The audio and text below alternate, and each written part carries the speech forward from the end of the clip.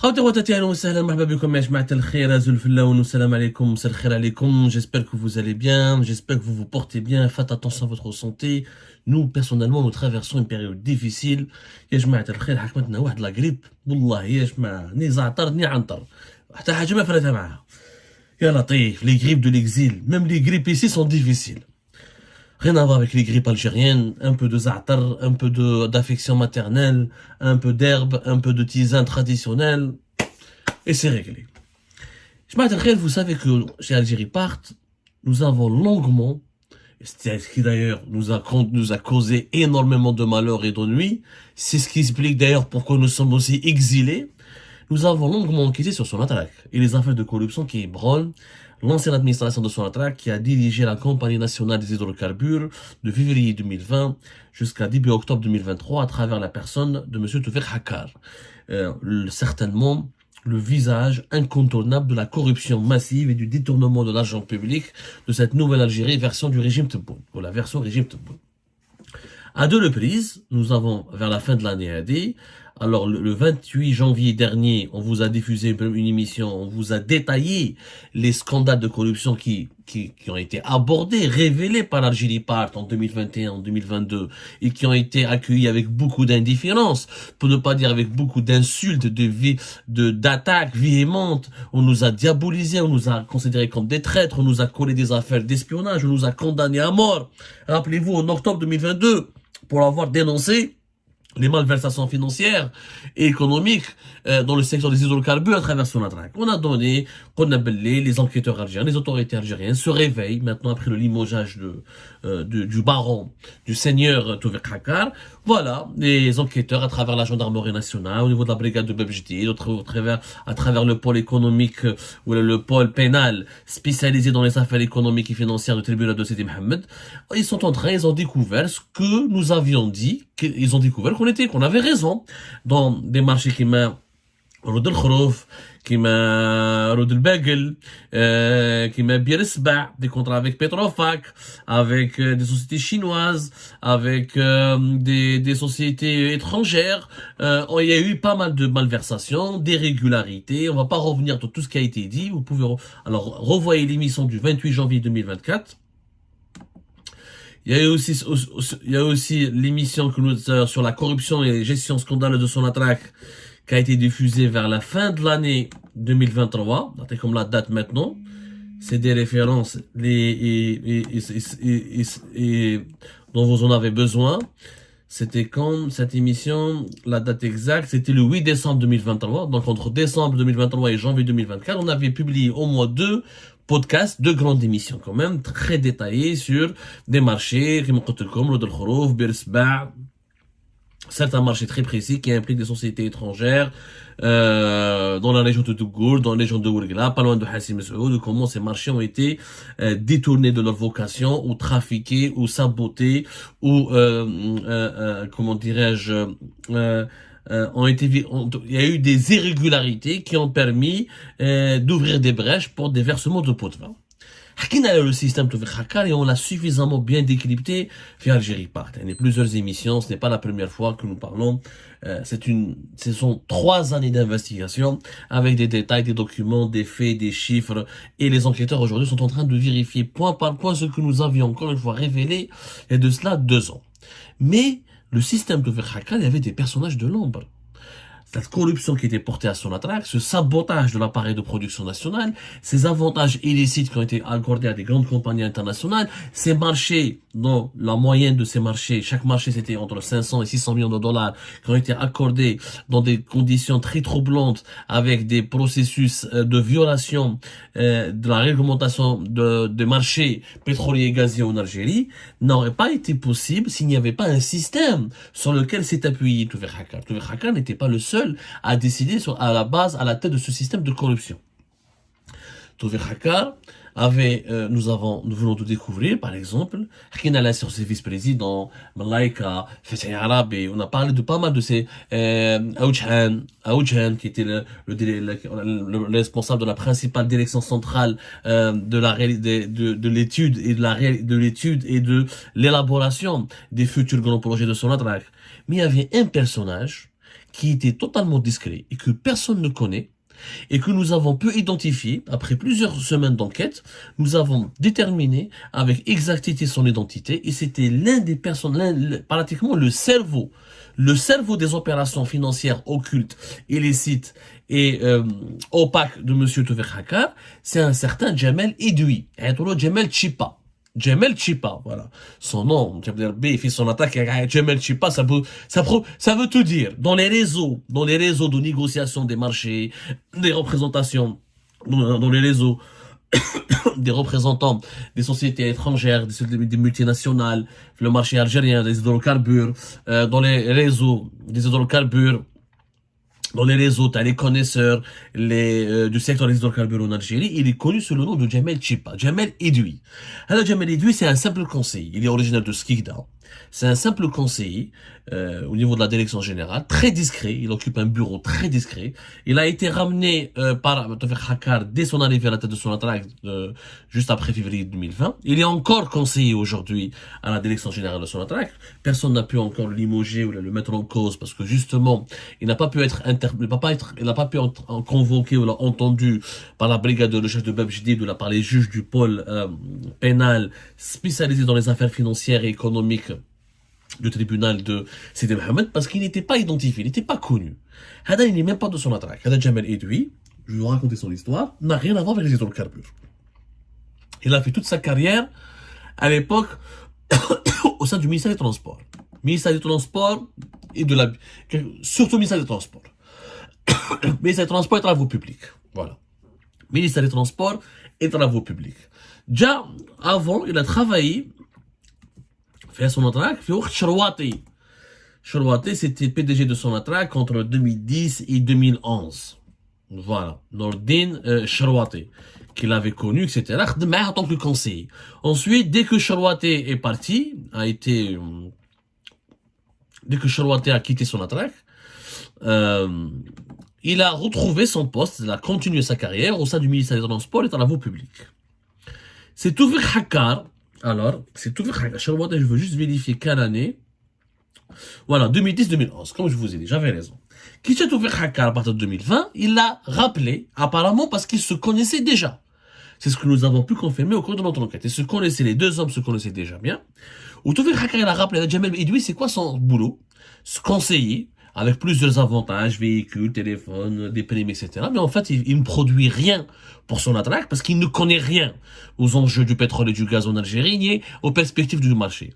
Son rôle, c'est d'être intermédiaire.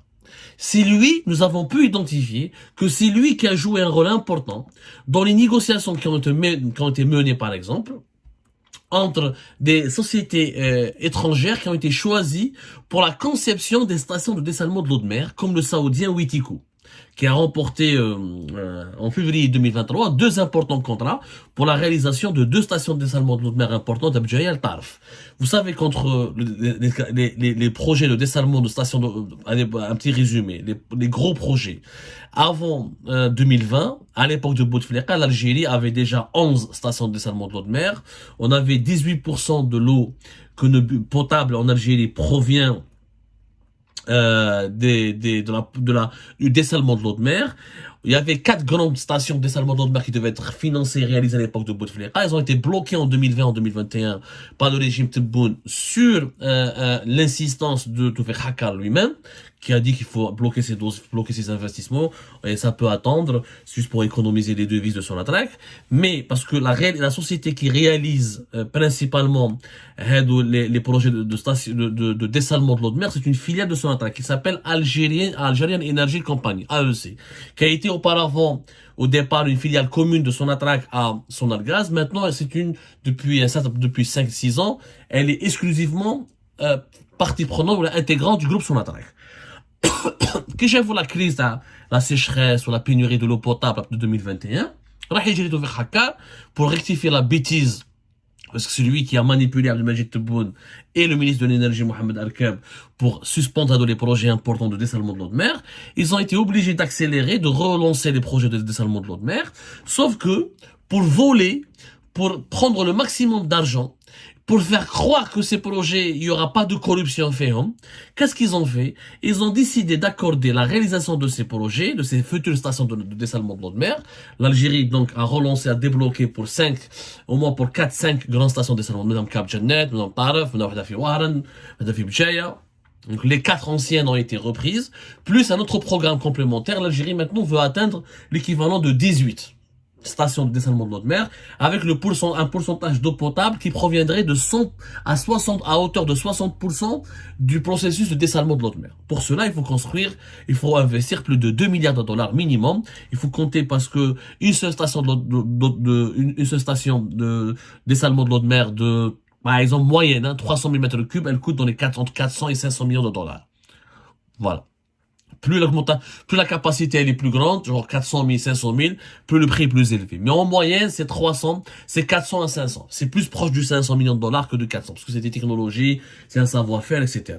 Donc, il y avait 2 sociétés qui ont été, alors là, il y avait un montage, la clique, la Isaba Tatoufik Hakkar, avec le conseil de Jamel Edoui. C'est lui qui lui a donné l'idée. Alors, pour que Tebboune te suit, pour que le président de la République Tebboune te donne les feux verts et te dit dépense comme tu veux sur ces stations de dessalement de l'eau de mer, fais-lui croire que ce sont les sociétés nationales qui vont les construire.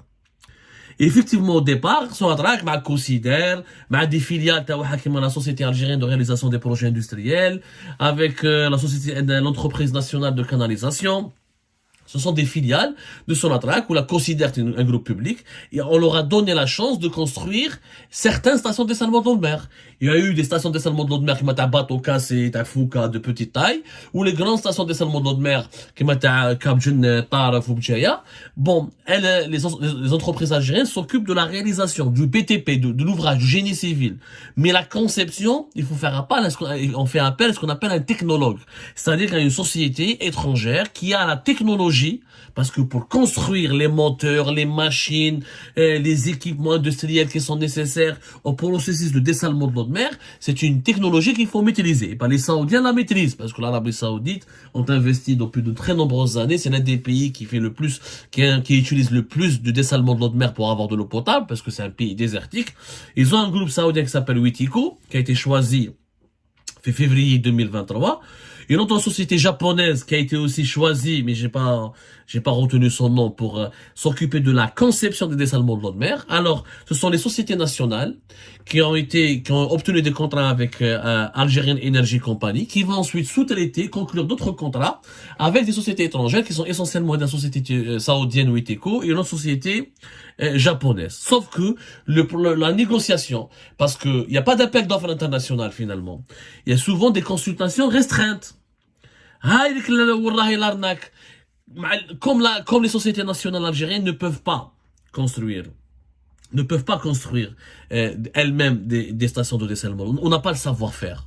Si on l'avait, on aurait déjà les anciennes stations de dessalement de l'eau de mer, on les a pas nous-mêmes construits. Ou c'était des groupes, c'était essentiellement des Singapouriens, ou là des Égyptiens, ou là des Canadiens ou là des Américains, mais c'était pas nous les Algériens. On n'a pas encore ce savoir-faire industriel. Il faut une maîtrise, il faut un certain niveau de développement. Mais, comme les contrats ont été signés bien Sonatrach et ses filiales des entreprises publiques, donc on ne se doute pas qu'il y a de la corruption. Ensuite, ces filiales, ces entreprises publiques ont négocié directement avec les Saoudiens et les Japonais, mais sans passer par des appels d'offres internationaux. C'était du gré à gré, ou là, du gré à gré déguisé à travers ce qu'on appelle des consultations restreintes. C'est-à-dire, c'est des procédures où il y a des négociations, mais raccourcies. On choisit pas, avec pas beaucoup de concurrents. On choisit un nombre limité de sociétés étrangères sur des choix qui sont des critères totalement subjectifs parce qu'ils ont des chiffres d'affaires ou ils ont des capacités techniques et financières pour mener ce projet-là. Et on négocie directement avec elles. Et celle qui fait la meilleure offre, on la retient. Mais c'est pas un appel d'offres. Il n'y a pas la même concurrence loyale. Il n'y a pas la même transparence. Il n'y a pas la même compétition. Il n'y a pas les mêmes processus de contrôle. وهذه كاع جا من إدوي تشيبا هو اللي حطها في l'idée. هو اللي عطى l'idée هذه توفيق حكار. Il lui a inculqué cette idée, et c'est comme ça que la majorité des stations de dessalement de l'eau de mer les plus importantes, quand même c'est des marchés hyper importants, dont les montants d'ailleurs, parce que c'est pas des appels d'offres internationaux, n'ont pas été révélés. Personne ne sait combien ça va nous coûter même si on sait déjà que c'est inévitable, ça ne peut pas coûter moins que 400, voire moins de 500 millions de dollars, mais il y a une opacité totale. Quand il y a une opacité, quand il n'y a pas de contrôle, quand il n'y a pas des commissions de marché bien structurées, quand il n'y a pas beaucoup de concurrents qui demandent, quand il n'y a pas beaucoup de droits de recours, quand il n'y a pas des ouvertures de plis publics, c'est là où on peut facilement faire de la corruption, négocier avec les sociétés étrangères des versements de pots de vin, des versements de commissions, ou de rétrocommissions. Et c'était ça la mission de Jamal Edoui. C'était ça sa principale mission. Et c'est pour ça qu'il a été ramené par Tawfiq Hakkar à la direction générale de Sonatrach, alors qu'il vient du ministère des Transports et des Travaux Publics et qu'il n'a aucun lien, ni de près ni de loin, avec le secteur des hydrocarbures. Si les enquêteurs du pôle pénal spécialisé dans les affaires financières et économiques du tribunal de Sidi Mohamed veulent réellement comprendre les enjeux et comment les trucages des marchés de Sonatrach et comment les mécanismes de l'enrichissement illicite qui a été mis en place par le système de Hakkar et ses collaborateurs, il faut d'abord et avant tout s'adresser à Monsieur Jamal Edoui. C'est lui le coffre-fort, c'est lui la boîte noire du système de corruption de ces 3 dernières années qui a prévalu à Sonatrach. En Algérie Park, nous poursuivons notre enquête et nous allons vous faire des révélations bientôt très détaillées sur ce personnage mystérieux que nous avons pu débusquer qu'à la suite de plusieurs semaines, voire plusieurs jours. Voilà, on va dire plusieurs jours et plusieurs semaines de vérification et plusieurs jours d'investigation. C'est pour vous dire que les apparences sont trompeuses, l'habit ne fait pas le moine, il faut toujours, la vérité n'est jamais à la surface en Algérie.